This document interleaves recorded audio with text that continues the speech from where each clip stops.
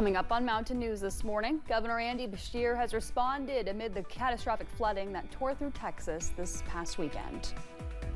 And the trial of Brooks Houck and Joseph Lawson will resume today with closing arguments and deliberation on the horizon. Dedicated to Eastern and Southern Kentucky, this is WYMT Mountain News this morning. Good morning, Mountain family. I'm Amelia Lee here with you on this Monday, July 7th at 6 o'clock this morning. And time to check on in with meteorologist Eric Dean today. Eric, I didn't see a lot of fog this morning, so that was nice for me, but I'm sure it'll ramp up as we go throughout our day. Well, I tell you what, this is the time, Amelia, where I would say the fog is actually beautiful. Oh. Take a look at this right here at the WYMT studio, the tower cam there. A nice looking shot there. You can see that low-lying fog off in the distance. Otherwise, we're staying mainly clear for now, but some places it's a different story as our temperature and dew point is pretty close together. Right now, we're seeing temperatures in the 60s and 70s. We're already at 73 in Somerset, 69 in Manchester, 72 in Jackson. Prestonsburg, good morning to you. You're at 73, 71 in Pikeville. Over towards Harlan, seeing some reduced visibility. So again, allow yourself extra time to get to your destination. All is quiet on live pinpoint Doppler radar, but that changes in the afternoon hours as rain chances start to ramp up. Highs today in the upper 80s and low 90s. I'll have your complete first alert forecast coming up in a few minutes, but right now it is 6:01. We'll toss it back to Amelia.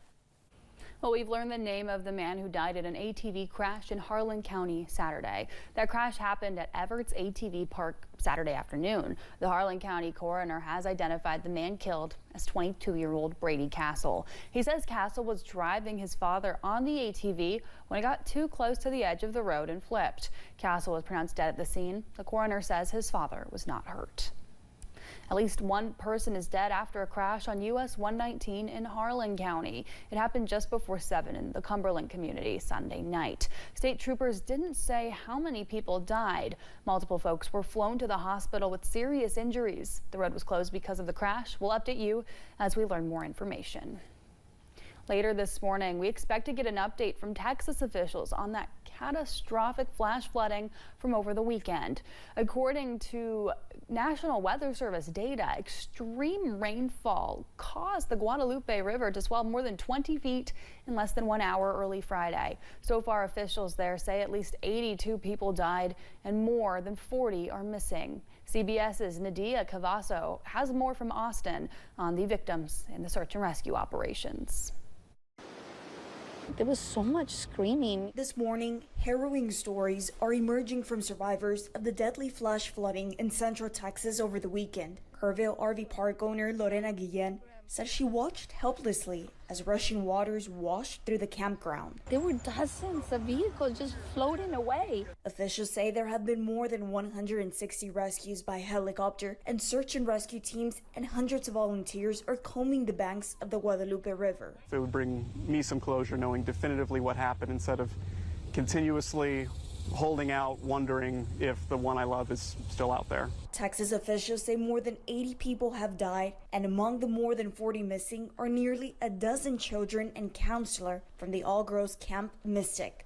Sunday, Texas Governor Greg Abbott toured the devastated campground. It was nothing short of horrific to see what those young children went through, and we will remain 100% dedicated, searching for every single one of the children. As the community holds out hope, questions are growing over the lack of early warnings. There's going to be a full review, of this so we can make sure that we focus on future preparedness. Yesterday, President Donald Trump pushed back on claims that cuts to the National Weather Service may have impacted the situation. They did not. They did. This is a 100-year catastrophe, and it's just so horrible to watch. The president has approved a major disaster declaration, and he says he plans to visit Texas this week. Nadia Cavazos, CBS News. The president said yesterday he'll likely visit the state Friday. Meanwhile, the National Weather Service says central Texas is still under threat of more flash flooding. Governor Andy Beshear discussed the devastating Texas floods yesterday morning on CNN's State of the Union. He expressed remorse for the Lone Star State and discussed the Commonwealth's experiences with deadly flooding. Well, to the people of Texas, Kentucky loves you. We know what you're going through.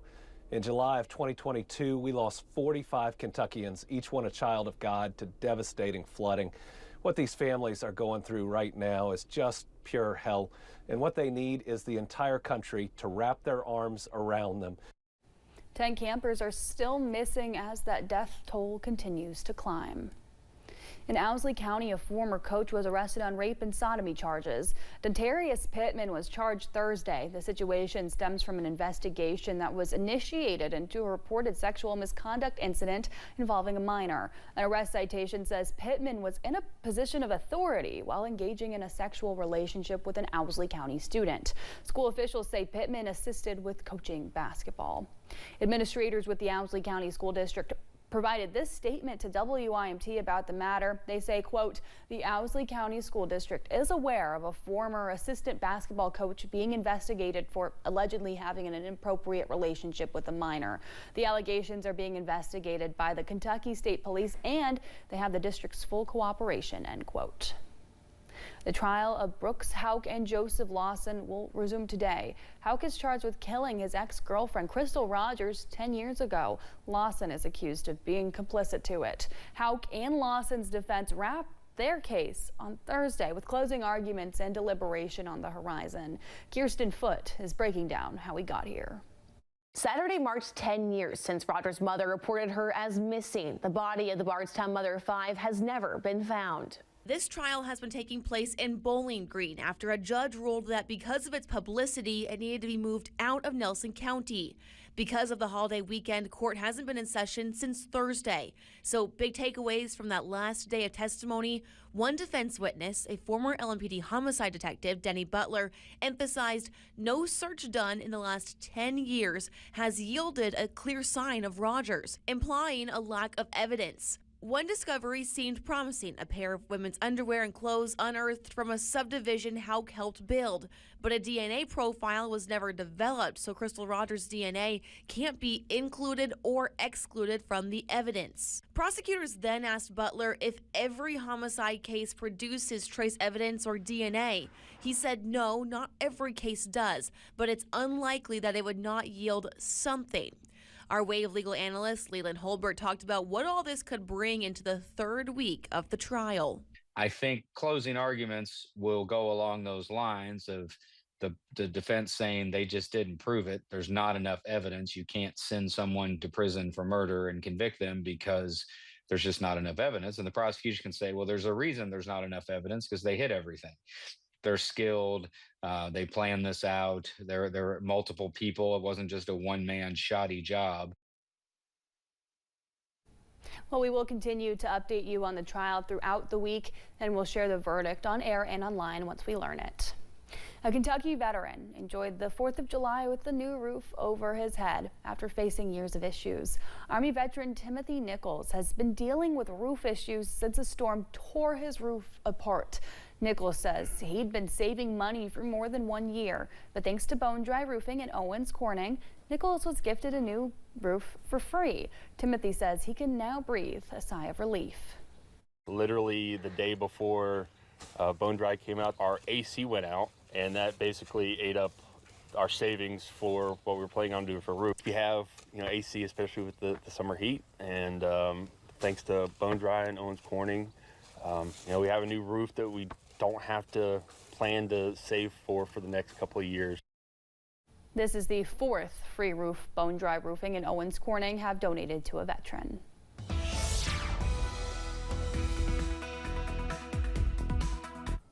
All right, current time is now 6:09. Here's a look at your amusement park forecast. If you have plans to travel to a theme park from Cedar Point to Holiday World, down to Gaylord Opryland, over towards Dollywood, seeing some rain chances. Six Flags Great America in Chicago, as well as St. Louis.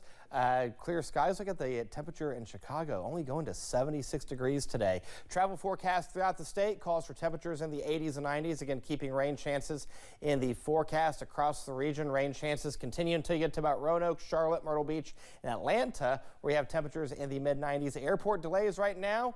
Nothing to talk about throughout the region. Nothing to talk about really throughout the nation. From coast to coast, all is looking quiet. I'll have your complete first alert forecast coming up in a few minutes. Amelia. Well, thanks for joining us on Mountain News this morning at 6:10.